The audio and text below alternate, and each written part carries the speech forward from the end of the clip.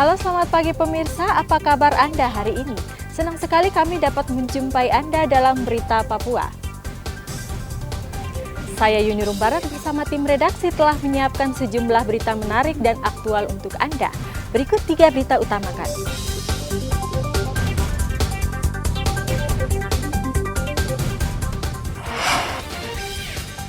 Usai operasi tangkap tangan penjabat Bupati Sorong, situasi perkantoran normal.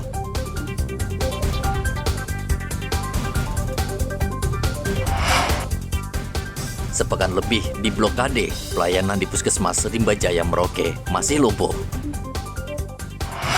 Warga serbu pasar murah yang digelar Dinas Ketahanan Pangan Mimika.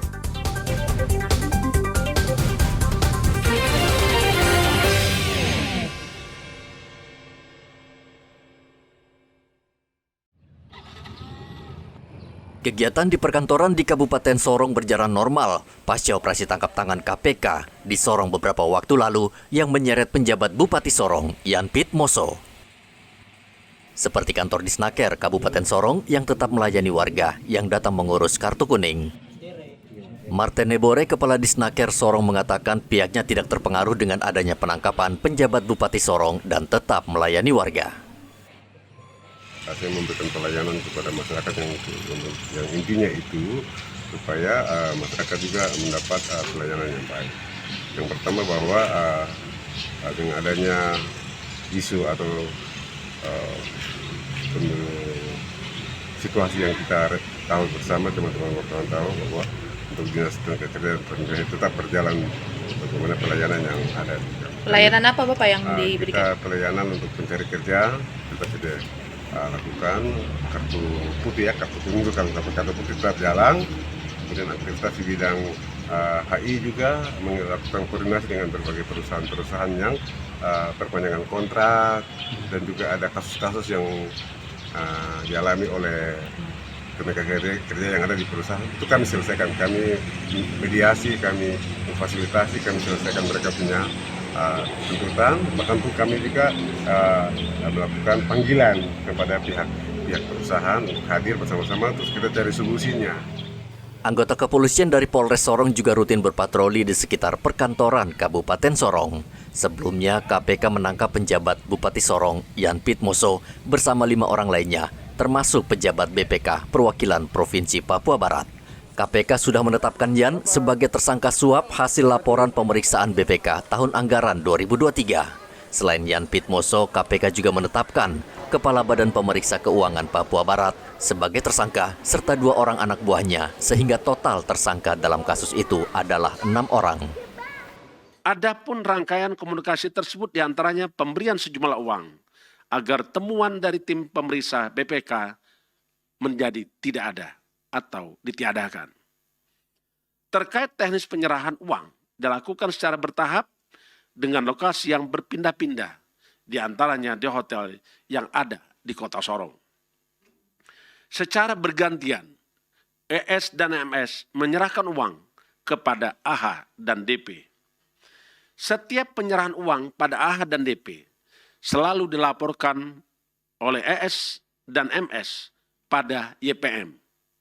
Begitupun saudara AH dan DP juga menyampaikan laporan sekaligus menyerahkan uang tersebut kepada PLS. Istilah yang ditemukan dan dipahami di dalam dugaan tindak korupsi berupa penyerahan uang tersebut yaitu titipan.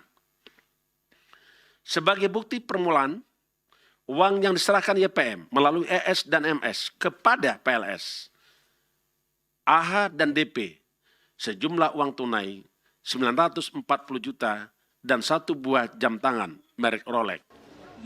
KPK juga menyita uang tunai 1,8 miliar rupiah dan sebuah jam tangan mewah.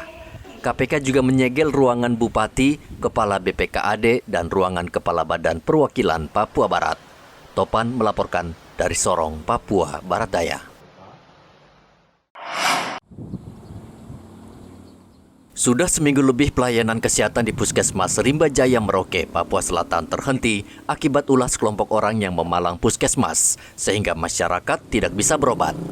Puskesmas hanya melayani warga yang ingin mendapatkan surat rujukan, namun untuk berobat, warga dilayani puskesmas pembantu di Kelurahan Rimba Jaya. Petugas kesehatan hanya menyediakan satu meja di depan puskesmas untuk melayani warga yang silih berganti meminta surat rujukan. Sudah dari puskesmas belum? Rimba Jaya? Iya. Sudah. Terus kenapa di sana? Tutup. Nah, terus ke sini ngapain Ibu? Rujukan. Minta rujukan ya? Ke mana? Rumah sakit? Rumah sakit besar. Rumah sakit. Nah, apa harapan Ibu dengan penutupan puskesmas di sana oleh warga masyarakat pemegang hak wilayah Ibu?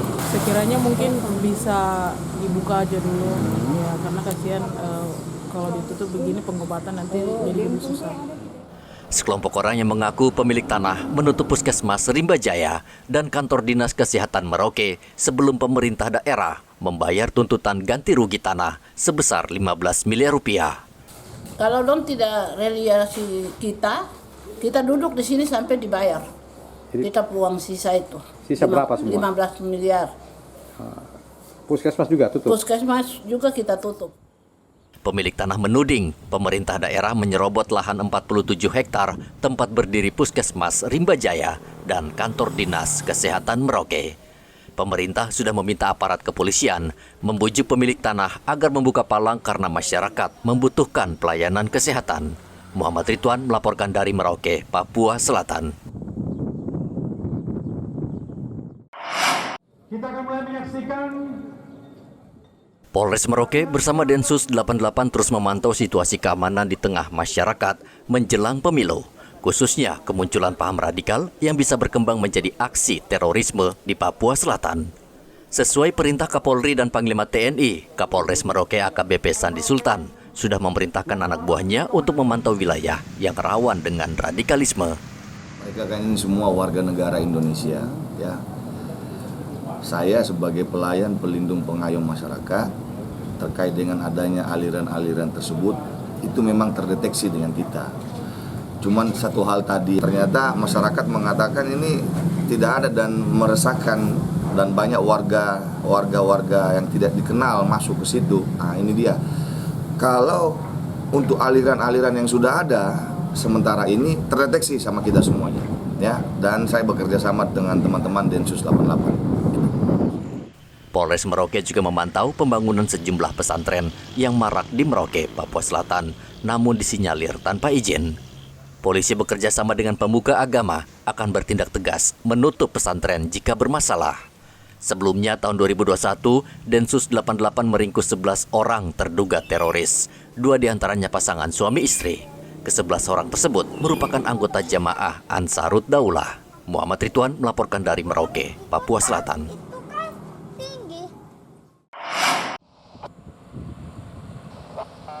Dinas Kesehatan Merauke meminta masyarakat mewaspadai demam berdarah, malaria, dan diare yang biasa merebak memasuki musim hujan akhir bulan November, sesuai prediksi Badan Meteorologi, Klimatologi, dan Geofisika Merauke. Ketika ada perubahan apapun, ya, yang penting kita bisa menerapkan perilaku hidup bersih sehat. Ayo semuanya Pak Kasih Papam dibantu. Cepat biar enggak ini. Cepat kita selesaikan. Kekebalan, imunitas, daya tahan dengan yang cukup. Samapta. Bullshit. Perilaku hidup bersih. Ya semuanya masuk ke lapangan lantas. Semuanya masuk ke lapangan. Ya, memasak air yang mengizinkan kamu bagi sebelum dikonsumsi. Ya. Walaupun hujan belum merata, Dinas Kesehatan Merauke meminta masyarakat tetap mengantisipasi dampak penyakit yang muncul. Masyarakat juga dihimbau menjaga pola hidup dan lingkungan yang bersih. Muhammad Ridwan melaporkan dari Merauke, Papua Selatan.